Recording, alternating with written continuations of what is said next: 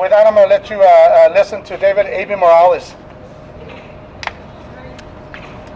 My name is David A.B. Morales. I write for the Tucson Citizen.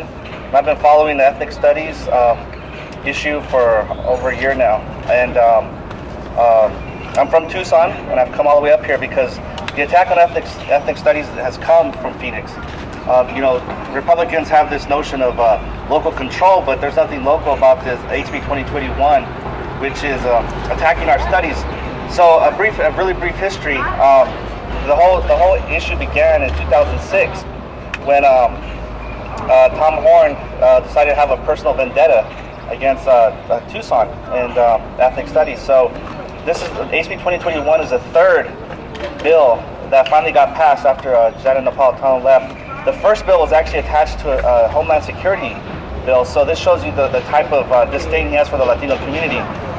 This bill came into law on January 3rd.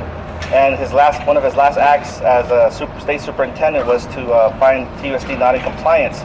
Now, it's interesting that the law became law, and he presented evidence which was old, which was years old. So how are you in violation of a law that doesn't even exist yet? So, but it doesn't matter. This is all personal vendetta. So, as you can see in the news, that Tucson is fighting this. The Latino community, the civil rights community is united. We're not going to let this. We're not going to let this stand. This is our schools in Tucson, and so we're here this week to let John Huppenthal know. So the state audit ended last Friday, and he's going to issue a ruling in 10 days. And we're just here to let him know that we're not going to accept any attack on ethnic studies. We're gonna fight it out to the very end. And if he wants to. Bring Alabama and Mississippi of the 1960s to Arizona in 2011. That's his choice, but he's going to be known forever as the George Wallace of Arizona. So, we're here to let him know that we support our education. It's the most successful program of its kind. Ethnic studies only exists in TUSD in Tucson. It doesn't exist anywhere else in the nation. The graduation rate's in the 90s.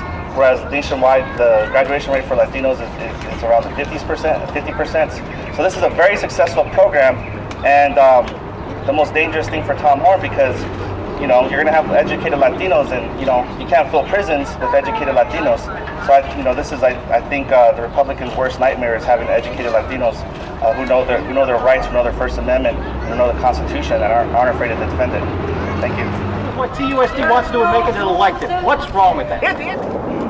The main thing that's wrong with making it an elective is this. Let's say you have two curriculums that go in to the school board. You have Mexican American history and you have European history, along with your regular American history courses. Mexican American history satisfies all state standards and has for a decade now. European history does too.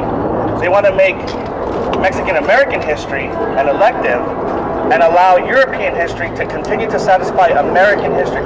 Now, how is European history, not European American history, how is European history more American than Mexican American history? There's clear racial profiling here.